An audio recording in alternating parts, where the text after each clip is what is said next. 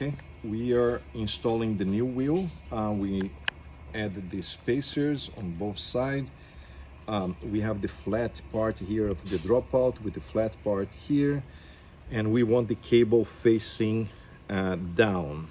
At the same time, we want to aim to put this rotor through the brake pads. Okay, so you first put on the brake pads, make sure the spacers are in place and push it in. If you have a situation like mine here that's a little tight, you may need to kind of, okay, sure goes all the way. Yeah, it's all the way there, all the way here. So the difference here is that here we will add the key washer with the key facing the outside here of the dropout. Okay, so it locks both ways. Then we will add this new spacer here, so you can put the bolt. So only the front wheel, the only difference here is the front wheel will have a little longer axle. You need to add this external spacer. Okay, the other side is all the same as before. Key washer and our bolt.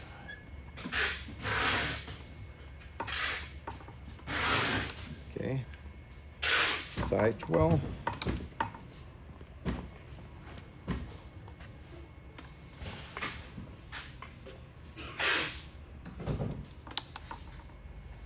Well, so now we'll route this cable around here,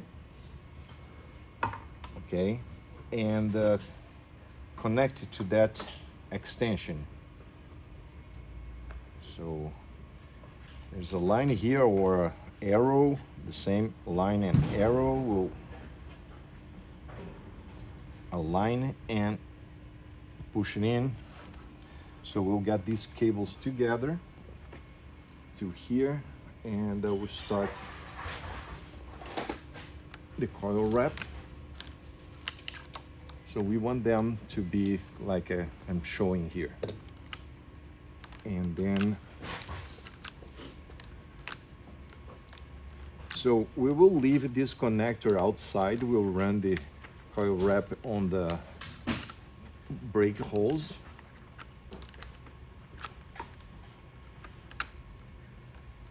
And then we'll come back to the cable. A little too much.